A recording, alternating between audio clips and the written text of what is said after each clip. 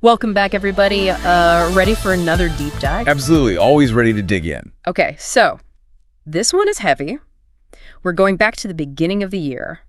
That attack on Bourbon Street in New Orleans. Yeah. Tragic way to start the new year.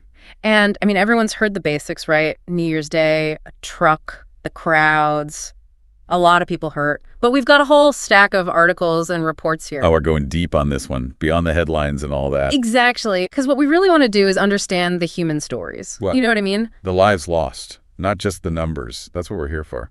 So to get us started, can you lay out like the confirmed facts? What do we know for sure happened that night? Okay, so it was January 1st, early morning, like Right. 3:11 a.m. Yeah. Right in the heart of it all, Bourbon and Canal Streets. Still busy, even though the main New Year's stuff was winding down. Right. A truck plowed into the crowd. 15 people were killed, over 30 injured. The driver, they identified him as Shamsud Din Jabbar, 42 years old, from Texas. And there was that initial confusion, right? Like, was it an accident or? Oh, absolutely. Yeah. People weren't sure if it was a DUI or something intentional at first, but the authorities were pretty quick to confirm it was a terrorist attack. They found an Islamic State flag in the truck. And the investigation, well, it uncovered a few more things. Unsettling stuff. But like we said, our focus today is on the victims. Their stories. That's what we're here to uncover. Okay, so one of the victims was a young man named Martin Betch. They called him Tiger. He was only 27. Tiger. I like that. Yeah, he was a Princeton grad, a star athlete. Mm-hmm. And get this, a successful bond trader. Bond trader. Yeah, those guys on Wall Street. Mm-hmm. Buying and selling debt securities, high pressure, fast paced kind of work. Wow. Not what I would have pictured. Well, apparently Tiger, he was known for being competitive, like both on the football field and in the financial world. He loved taking on the toughest deals, the ones everyone else was too afraid to touch. So his athletic drive kind of carried over. Yeah, it seems like it. Really thrived in that cutthroat world, which makes it even more tragic, His mom, Michelle, she was actually able to say goodbye to him at the hospital. Oh, man. His younger brother, Jack, he's a football player too, hoping to get into the NFL. He posted this tribute online calling Tiger his biggest supporter. Oh, that's rough. You can really see the bond they had, what kind of guy Tiger was. All the tributes, everyone who knew him, they said he was living life to the fullest. Ferocious competitor, they called him. Sounds like he really was a tiger. He was. But his story is just one of many from that night. Right. What about Reggie Hunter? So Reggie was 37. A dad, 2 young boys, 1 and 11 years old, worked as a warehouse manager. Everyone said he had a huge heart, Always those good guys. His cousin, Sherelle Jackson, she talked about rushing to the hospital, seeing all the other families there, just devastated. She said what they'd done was horrible. Just awful, no matter the reason behind it. Just think of the impact on all those families. Exactly. And then there's Nikira Cheyenne Dido, just graduated high school, starting her life. This one's really tough. Her mom, Melissa, she posted on Facebook. She was telling parents to listen to their kids' warnings. Sounds like she had a bad feeling about Nikira going out that night. And then? It's just heartbreaking. That what if. So many families must feel that. And sadly, it doesn't end there. There's Kareem Bawadi and Parker Vidrine, too. Both recent graduates from the same high school, Episcopal High in Baton Rouge. So young. Kareem, he passed away. Parker's still in critical condition. It's a lot to process. It is. 15 victims in total, each one with a whole life, a whole network of people who loved them. It's a lot to take in. It really is. So as we dig deeper into these individual stories, I think it's important to remember that the scale of it all, the ripple effects. Absolutely.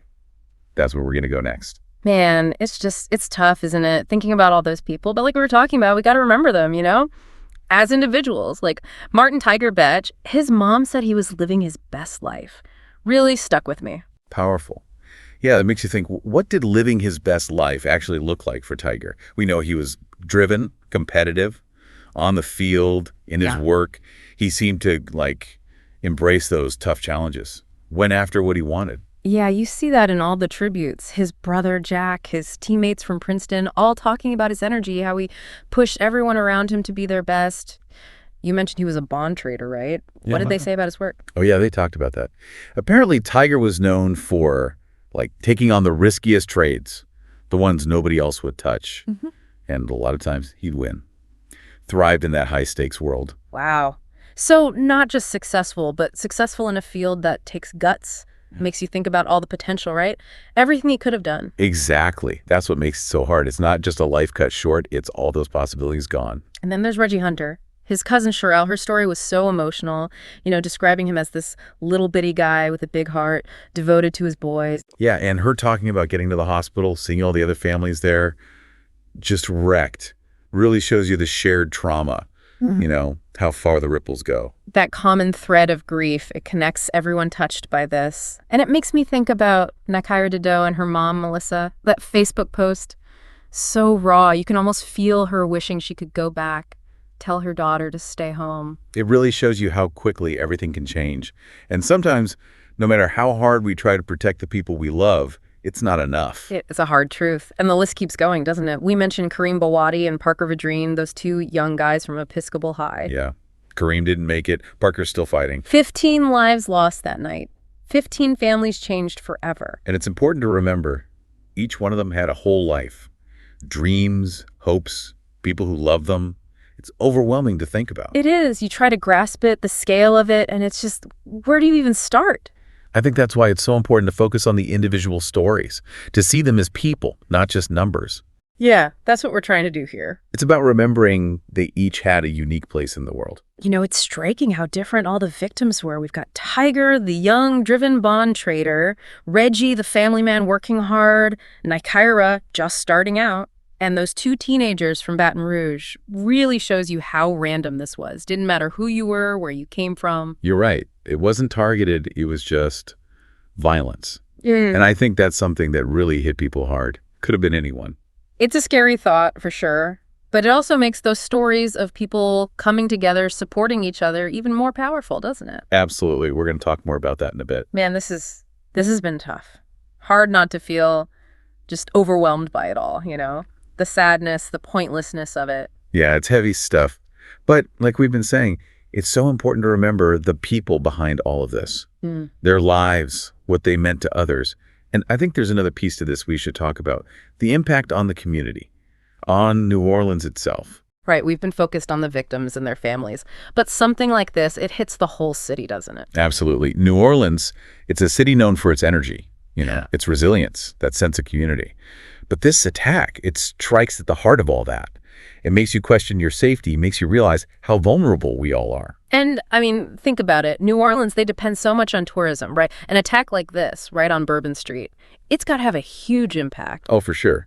There's the immediate hit to businesses, fewer tourists coming in. But then there's the long-term worry, too. How does this affect the city's image? Will people still want to come here? So what have you found out about how New Orleans has been dealing with all this?